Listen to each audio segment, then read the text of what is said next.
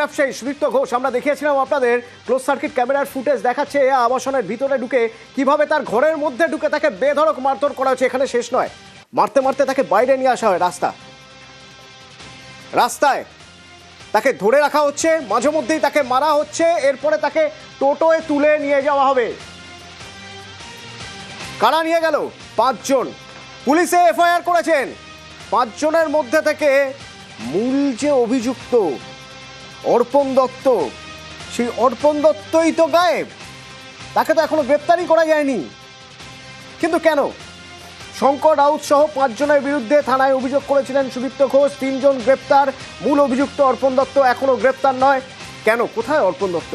সুবীর রয়েছে সরাসরি আমার সঙ্গে। সুবীর, খুব স্বাভাবিকভাবেই ওই ব্যবসায়ী তো টেনশনে থাকবেন, আতঙ্কে থাকবেন যে এরপরে তাকে আবার তারা মারবে, আবার তারা যেহেতু পুলিশে কমপ্লেন করেছেন আবার হয়তো মারতে আসতে পারবে। অর্পণ দত্ত কোথায়? এখনো পর্যন্ত পুলিশ তাকে ধরতে পারছে না কেন?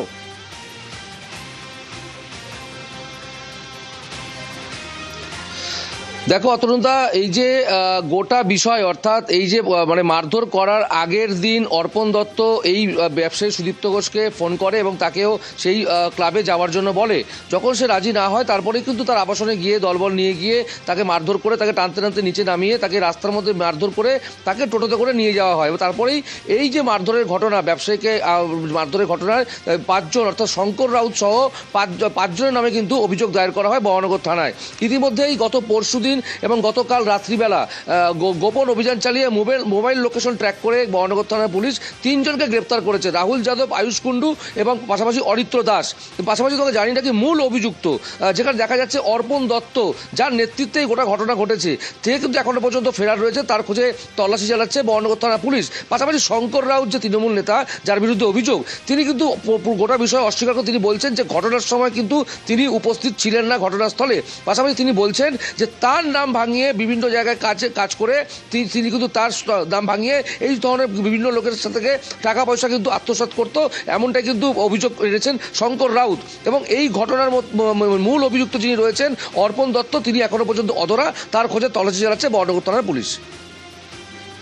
তল্লাশি তো চালাচ্ছে পুলিশ, কিন্তু অর্পণ দত্ত এখনো পর্যন্ত তার কোনো হদিশ নেই।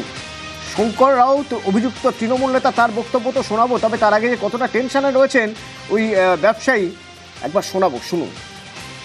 বহনগরের এখানে আপনার কাছে তোলার টাকা কে চেয়েছিল? শঙ্কর রাউতের মাধ্যম দিয়ে অর্পণকে দিয়ে চাওয়া হয়েছিল টাকা। অর্পণ কি? শঙ্কর রাউত, সায়ন্তিকা ব্যানার্জি, বহনগর মিউনিসিপ্যালিটির ভাইস চেয়ারম্যান, সবার সঙ্গে এক ফটো ফ্রেমের কাছে দেখতে পাবে। প্রথমে বলেছিল যে যেতে এখান থেকে শঙ্করদার ক্লাবে, তার আগে আমার ফোনেও বলা হয়েছে, আমি বলেছি না যাবো না। তখন এখানে এসে জোর করে নিয়ে যাওয়ার ব্যাপার হলো। নিচে নিয়ে গিয়ে রাস্তায় মারতে মারতে নিয়ে যাওয়া হয়েছে, একটি টোটোতে তোলা হয়েছে। মূল অভিযুক্ত অর্পণ দত্ত 100 বার, কিন্তু এর ব্রেন চাইল্ডটা যে শঙ্কর রাউত, সে তো অধরা। তার নামটাও বহনগর থানার ওসি সাহসে কুলোলো না যে এফআইআরে দেবে। একটা তো আতঙ্ক থাকে, কেননা যদি কখনো আক্রমণ করে আমার গাড়ির ওপরে। এই যারা আমার বাড়িতে সেটা যেটা করলো তাদের একদম চরম শাস্তি চাইছে।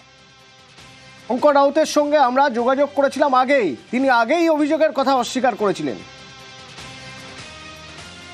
সুদীপ্ত ঘোষ আইনজীবী দম্পতি তার সঙ্গে তার কোম্পানির সঙ্গে এগ্রিমেন্ট করে ইন্টেরিয়ার কাজের জন্য টাকা নিয়ে নেয়, কিন্তু কাজটা করছে না। আইনজীবী দম্পতিকে আমার নাম করে ধমকে চমকে যে আমরা দাদার লোক, সম্প্রদায়ের লোক, সমাজের সঙ্গে থাকি। আমি কালকে সকালবেলা সুদীপ্তকে ফোন করি, সুদীপ্তকে ফোন করে বলি যে তোমার এরকম যদি ঘটনা হয়ে থাকে তুমি হয় টাকা দিয়ে দাও, নাহলে কাজটা করে নাও, আর ফার্দার কোথাও আমার নামটা তুমি তুলো না, তুমি তো আমার সঙ্গে থাকো না। এবার ও এখন এই ব্যাপারটাকে সম্পূর্ণ একটা মিথ্যে গল্প রচনা করছে। সজল ঘোষ কি করলো সেটা নিয়ে আমি একটু চিন্তিত না। এই যে ঘটনাটা হয়েছে এর পূর্ণাঙ্গ তদন্ত হওয়া উচিত। প্রশাসন মতন কাউকে যদি পায় দোষী, শাস্তি দেবে।